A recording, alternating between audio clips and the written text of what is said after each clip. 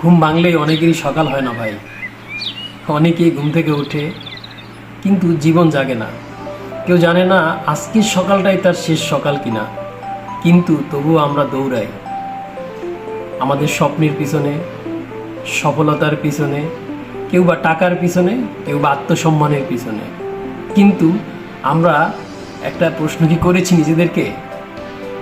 আমি যদি নিজেকে একটা প্রশ্ন করি, আমি আসলে কোথায় যাচ্ছি, কেন যাচ্ছি, এটা কি আমার জন্য সঠিক পথ কিনা, এই ব্যাপারটা যদি আমরা চিন্তা না করি তাহলে আসলে আমরা জীবনে একটা জায়গায় যেতে পারবো না। হয়তো আমাদের জীবনটা চলে যাবে কিন্তু আমার স্বপ্নটা কখনো পূরণ হবে না। জীবন অনেক ছোট ভাই, কিন্তু সে জীবনে আমাদের ছোট চিন্তা, ভাবনা, ভয়, ব্যর্থতা অনেক বড় হয়ে দাঁড়ায়।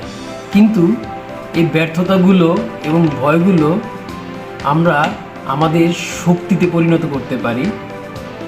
আমরা কি জানি আসলে এই পৃথিবীতে সবচেয়ে শক্তিশালী মানুষ সেই, যে তার স্বপ্ন পূরণ করতে গিয়ে, যে তার সফলতা পূরণ করতে গিয়ে ব্যর্থ হয় এবং ব্যর্থ হওয়ার পরে সে আবার ঘুরে দাঁড়ায় আর নিজেকে বানায় শক্তিশালী এবং সাহসী। আজকে হয়তো তোমার স্বপ্নের কাজ করতে গিয়ে তোমার কাছে সেরকম কোনো সাহায্য নেই, সেরকম কোনো সহায়তা নেই, অথবা অনেক টাকাও নেই, কিন্তু তুমি আছো। আর তুমি বা আমি যদি থাকি তাহলে আমরা সব কিছুই করতে পারবো। কারণ আমি এবং আমরা ছাড়া আমাদের স্বপ্নগুলো কেউ কখনো বাস্তবায়ন করে দিবে না। সেজন্য সবসময় আমাদেরকে একটা সাহসী সিদ্ধান্ত নিতে হবে।